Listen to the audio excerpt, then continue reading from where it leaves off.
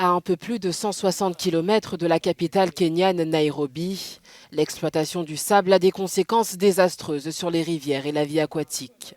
Ces équipes d'excavateurs de sable disent être conscientes du problème, mais il n'existe aucun système pour les aider à gérer la récolte de manière durable.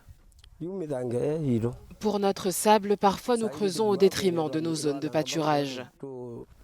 Et à cause de cela, nos animaux manquent d'eau.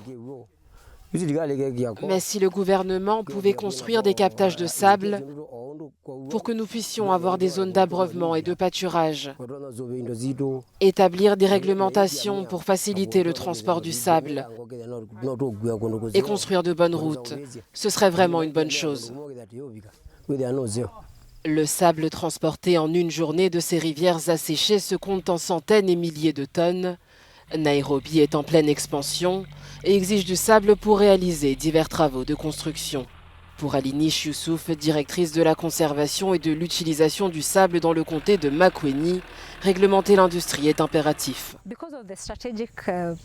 En raison de l'importance stratégique du sable, qui est actuellement la deuxième ressource naturelle la plus extraite après l'eau, et de l'importance de la modernisation en cours, de la demande de l'industrie de construction de verre et de bien d'autres, il est nécessaire de commencer à penser à sa réglementation, à son recyclage, mais également à la réglementation de la manière et l'endroit où il est récolté.